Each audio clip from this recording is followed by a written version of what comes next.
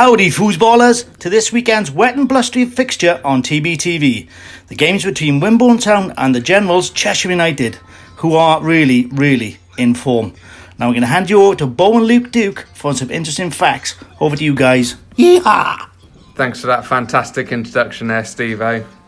Now after the Magpies lost 5-0, they've had a couple of draws in their last two games.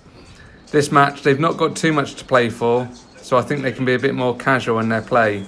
I'm going to go for a home result, 2-0. Now Sean, can you give us the info on Chesham? Thanks Aaron for that confident introduction there to Wimborne Town. Anyway, Chesham United sit in second place, joint top with Truro City. The Generals have scored an impressive 67 goals and they travel to Cuthbury full of confidence. Last time out they beat Gosport Borough 3-0. Let's get straight into the prediction alley. I'm going to call it alley this week. Aaron's gone for a 2-0 victory. That's putting it out there. But I'm saying with all them goals they're scoring, I'm going to say 2-1 away victory for the Generals. Tony, what do you think? Okay, both games last season were draws. Chesham are scoring lots of goals. Wimborne have got home advantage. So I'm going to go for a Desmond 2-2. Okay, so in summary, we've got a home win, an away win and a draw. I think we've got all the bases covered here, boys. So, who wants to take us home? This game, as always, is brought to you by TBTV.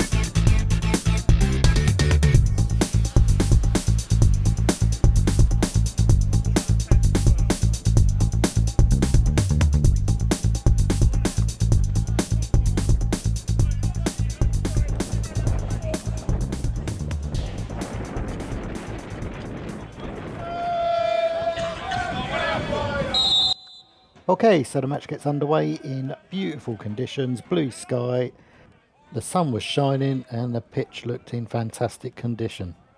With so many matches off around the area, you've got to give credit to Brian Sibley, the groundsman. Fantastic job. And within the first minute, the visitors took advantage of the conditions. This effort from Bradley Clayton, curling nicely, but ultimately missing the target.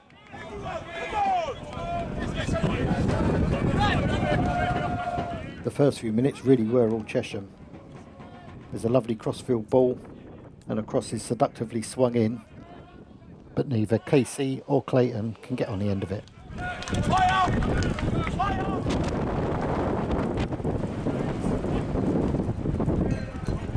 It was Carl Walliedi's chance to get on the end of this one, but a great little touch from Cameron Plain, which you'll see in the slow-mo, takes it away from him.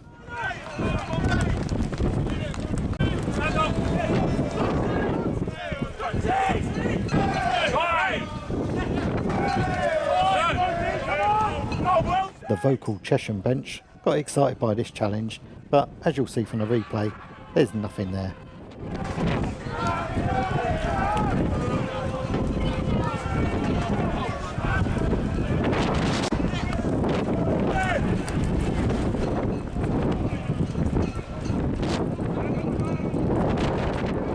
The Magpies' attacks have been sparse. This effort by Tony Lee was comparable to the first effort for Chesham, just a little bit too high and wide.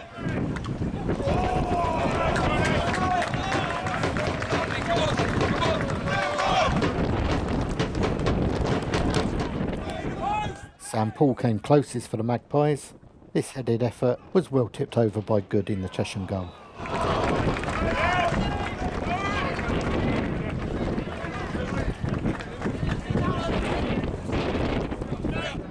Ash Wells had the honour of being first into the referee's notebook with this challenge. But the height Clayton gets on his leap can't go without mention. Bravo.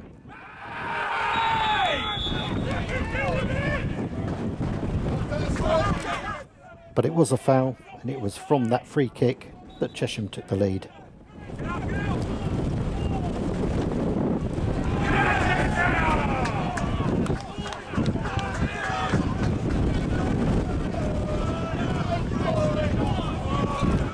Clayton takes the free kick himself. Plain parries it out, but only into the path for Casey, who has an easy finish.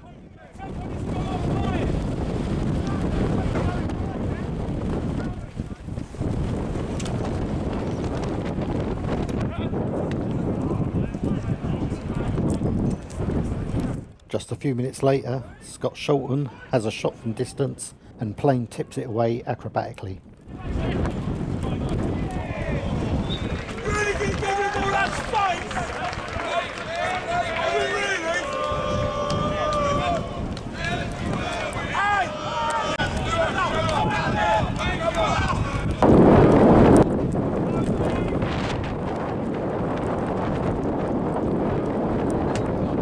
My early man of the match award goes to Prosper, the Chesham number 2, for nearly decapitating the referee with a ball.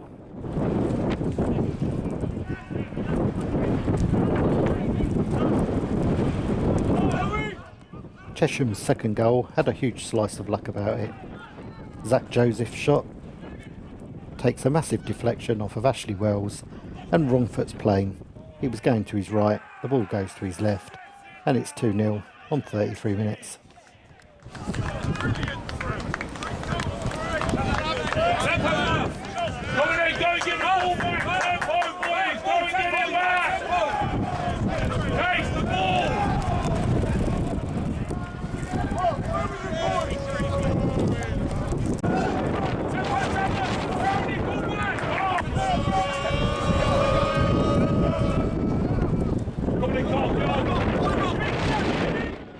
The hosts reacted well.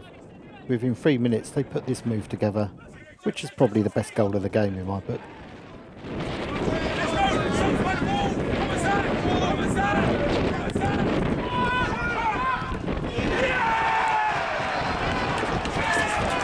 Some slick, incisive passing on the deck sees Curtis Young pull one back with 36 minutes gone. Wimborne 1, Chesham United 2.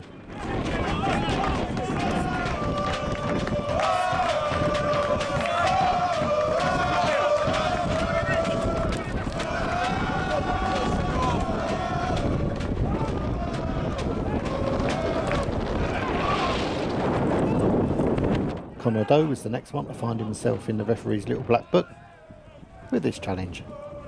But once again, you've got to say Clayton made sure the referee saw it.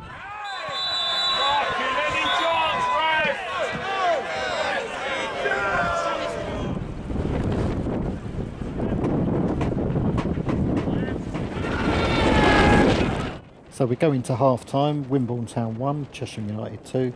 And the second half starts in absolute monsoon conditions. Nothing actually happens here. I just wanted you to see what the weather was like. It was bloody awful.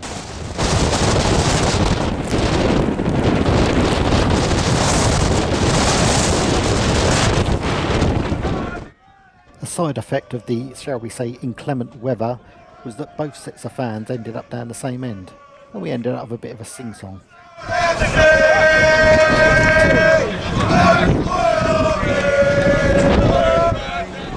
The Generals have made the most of having the wind behind them in the first half, and so it's going to be interesting to see how they adapted to the second half with the wind and what was hail or rain or snow or something. I don't know what it was.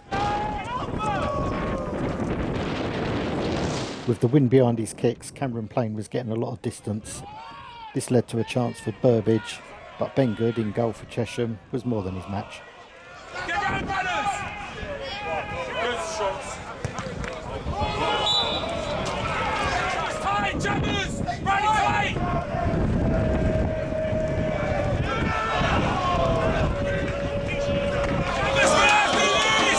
As is often seen in nature, sunny weather leads to the migration of the masses.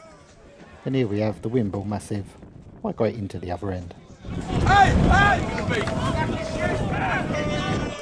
Courtesy of his massive wind-assisted kicks, Plain nearly ended up on the score sheet. This effort was tipped around the post by Good. As is expected when a keeper does something like that, he then reaps the rewards later on.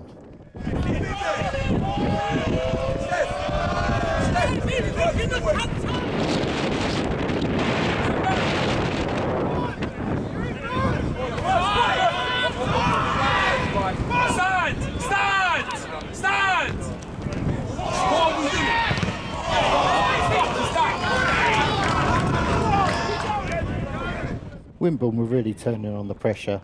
This effort from Diaz hits the inside of the post, rolls out, defender has a bit of a mare but gets it clear in the end.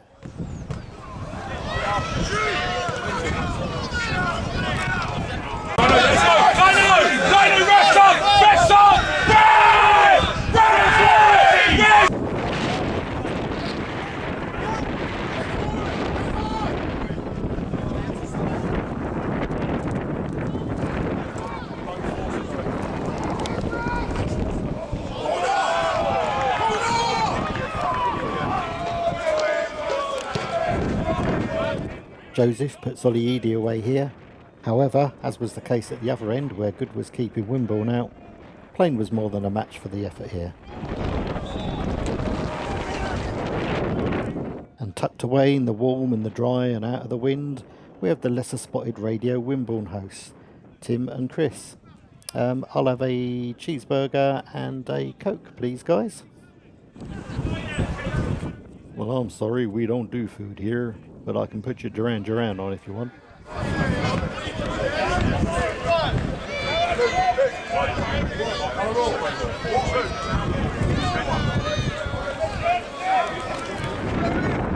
Everyone does it, but in the last 10 minutes or so, Chesham really shut the game out.